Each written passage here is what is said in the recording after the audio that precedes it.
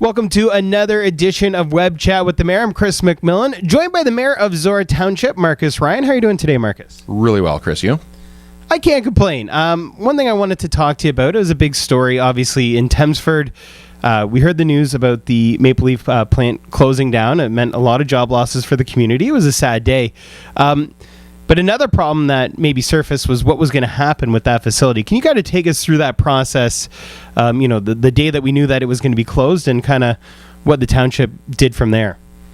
Yeah, for any community, when a plant closes like that, the immediate thought is the loss of jobs to residents and the effect that that's going to have on their families and their long-term plans and, their kids' sports and all those kinds of things. And as a municipal government, there's not a whole lot you can do about that other than your economic development goals and objectives, but that's not going to help those people in the short term when they're, in the short term out of work. And the next thing you turn to is, you're going to have abandoned industrial buildings in the middle of your community, and that's a nightmare scenario unless you do something about it. So we did our best through economic development to find, other operators of businesses that could fill those buildings and can keep employment going. That was difficult to do for a variety of reasons, not for lack of trying on the part of our economic development staff. And then staff brought us the idea that, we were already aware that housing is a major issue in Thamesford, in Zorra Township, in Oxford County, and that it is also an issue not only for the people looking for the houses, but also for the businesses that are trying to employ people. That's the biggest constraint for our businesses right now, is available housing of a variety of types. And staff brought us the idea and said, what if the township bought it and tried to find a way to get it developed in a way that would meet the needs of our community? And so Township Council gave staff some pretty tight constraints on how they could proceed with those negotiations to achieve those goals, like the township can't be left with any net debt. And we didn't want to end up being the owner of any industrial buildings. That's not the business that the township is in.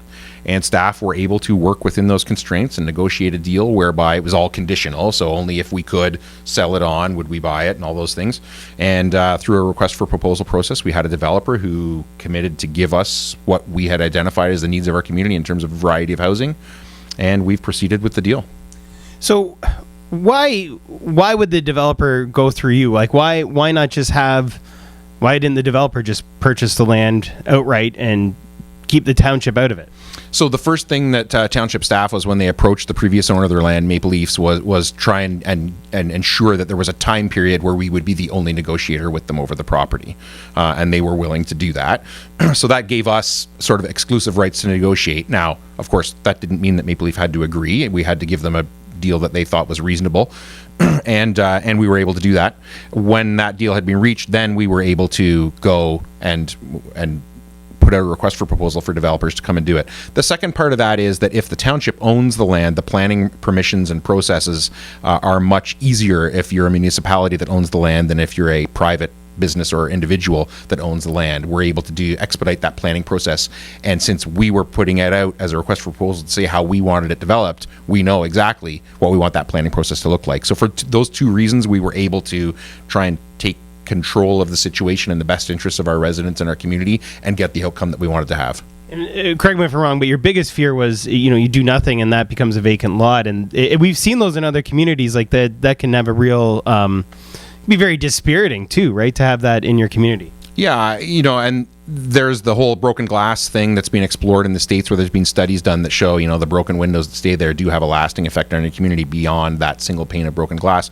But also the fact that you're absolutely right. You have no control then over when or if someone comes forward to redevelop it, or how they redevelop it. They could come forward, a private landowner, and ask for it to be developed in any way they want. And as long as it's compliant with our official plan and our zoning bylaw, they could get that done.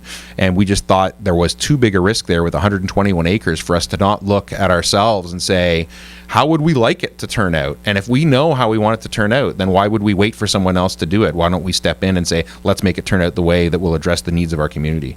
Now, this whole process went fairly quickly. What is the developer going to be putting in there in terms of housing? So what are we looking at? Is it detached homes? Is it apartments? What type of housing will be moving into that land? It's going to be a mix, because that's what people want. So there's two issues right now with housing. I mean, I'm going to oversimplify here a little bit, but the two main issues with housing in Oxford County and Zorra Township are supply and variety. So there's going to be some single detached, although not a whole lot. There's going to be townhomes, single story and 2-story, and there's going to be some small, by Zorra standards, high density, but technically it's a medium density, so 3, 4, 5-story apartment buildings as well. And the intention there is to give that variety. So, I mean, the developers that are active right now are building single family homes because frankly, there's a demand for that. That's what most people want. But that does nothing to address the needs of the people at the other ends of the spectrum. The 21-year-old kid who doesn't want to live with mom and dad anymore, but wants to get out, get their own house, and get their own job. And at the other end of the spectrum, people who've lived in the community their whole lives, but want to downsize, don't want to shovel snow and cut grass, don't want to live in a 4 or 5 bedroom house because there's only 2 of them, but want to stay in their community. And so the hope is that both of those people can find a housing solution for themselves. How far are we from shovels in the ground on this? We're hoping right now that we're waiting for some surveying to be done, and then the financing is all in place on all sides. So we're optimistic that early spring there will be a trailer on site advertising show homes of what there are going to be available to buyers, and that shovels will be in the ground in the spring, and we'll start off with some townhomes. Excellent. And watch for Heart FM News. We'll provide you with the updates. We'll be doing follow-up on this story as it develops. I want to thank Marcus Ryan for joining me today, and make sure that you join us again next time for another edition of Web Chat with the Mayor.